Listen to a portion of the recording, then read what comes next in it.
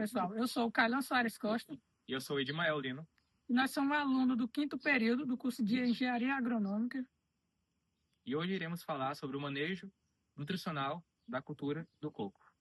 O coqueiro, ele é uma planta perene e ele pode produzir por mais de 50 anos. Então, é necessário a gente manter o equilíbrio nutricional dele.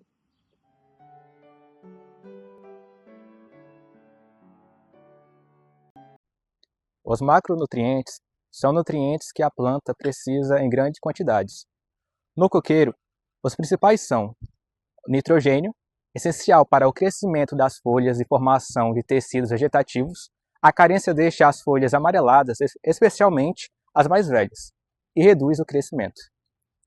Também temos o fósforo, que atua na formação do sistema radicular e na floração. A deficiência causa menor frutificação e raízes pouco desenvolvidas. Também temos o potássio, responsável pela qualidade dos frutos, resistência a pragas e tolerância a secas. Suas deficiências aparecem como necrose nas bordas das folhas e queda precoce dos frutos. Também temos o cálcio, que participa da formação da parede celular e o equilíbrio hormonal. Falta de cálcio pode causar podridão das raízes e crescimento desordenado. Temos também o magnésio, parte essencial da clorofila. A carência provoca clorose intervenal em folhas mais velhas. Temos também o enxofre, que atua na síntese de proteína. Deficiência causa folhas pequenas e cloróticas. Temos também os micronutrientes. Os micronutrientes, apesar de exigidos em menores quantidades, são indispensáveis para a fisiologia da planta. Temos também o zinco, que atua na produção de hormônios e crescimento. Sua falta provoca folhas pequenas e entrinós curtos. Boro, fundamental para a formação de flores e frutos. Deficiência gera frutos deformados e necrose no ponto de crescimento. Também temos o ferro, que é essencial para a síntese de clorofila. A carência causa clorose em folhas novas. Manganês e cobre participam do processo enzimático e fotossíntese. Deficiência gera manchas nas folhas e crescimento reduzido. Quanto ao manejo do solo para alta produtividade, a análise do solo e folhagem se tornam necessárias. Antes de qualquer adubação, o ideal é fazer uma análise química do solo para conhecer o pH e os teores de nutrientes e a necessidade de correção. A análise foliar é feita com folhas de idade padrão, geralmente de 14 a 15 cachos, e complementa o diagnóstico do solo, ajudando a detectar deficiências que ainda não apareceram visualmente. A correção e condicionamento do solo, se o solo estiver ácido, com pH abaixo de 5,5, precisa aplicar o calcário dolomítico e o calcítico para corrigir. A aplicação de gesso agrícola ajuda a corrigir a camada mais profunda do solo, permitindo o crescimento radicular.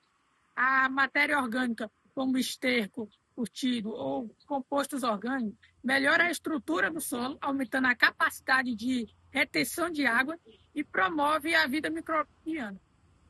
Quanto à adubação mineral e orgânica, a adubação via solo é a mais comum, incluindo fertilizantes como ureia, superfosfato simples e o cloreto de potássio. A adubação foliar, usada para micronutrientes e correções rápidas, especialmente em períodos secos. A adubação via semente ou substrato ocorre em viveiros e mudas, garantindo a nutrição inicial. Quanto aos fertilizantes empregados, a época e a forma de aplicação, os principais fertilizantes utilizados são os minerais NPK, 20-10-20, 14-14-14, ureia, MAP e cloreto de potássio. Já os orgânicos, temos o esterco de bovino, os compostos vegetais e biofertilizantes. A época de aplicação deve acompanhar o ciclo da planta e o regime de chuvas. Em regiões com chuvas regulares, o ideal é aplicar no início da estação chuvosa. A forma de aplicação é em sulcos circulares ao redor da planta, em um raio da copa, onde se concentra as raízes absorventes. Outros aspectos importantes são a irrigação, que é fundamental principalmente em períodos secos. A falta de água reduz a absorção de nutrientes e também a cobertura morta com a palhada ou capim seco ajuda a manter a umidade do solo e evitar perdas por evaporação. Práticas como plantio consociado como leguminosas, rotação de culturas e uso de adubação verde contribuem para a saúde do solo e reduzem a dependência de insumos químicos. A cultura do coco é muito importante aqui no Brasil. O coqueiro ou Cocos Musfera vai muito além da água de coco refrescante. É uma fonte de renda para milhares de famílias, principalmente no Nordeste, e movimenta toda uma cadeia produtiva, já que aproveita do fruto até a casca. Mas para essa planta produzir bem e com qualidade, o segredo é o manejo nutricional. Assim como a gente precisa de uma boa alimentação, o coqueiro também precisa de nutrientes equilibrados. O nitrogênio para crescer, o potássio para frutos cheios e doces, o fósforo para raízes fortes, além do cálcio, magnésio e micronutrientes fazem toda a diferença. E não é só sair adubando, é preciso começar com a análise de solo e folha, corrigir o pH, aplicar matéria orgânica e seguir um plano de adubação bem feito. Isso evita desperdício, protege o meio ambiente e garante a produtividade por muitos anos. Em resumo, investir na nutrição do coqueiro é colher mais com mais qualidade, de forma sustentável.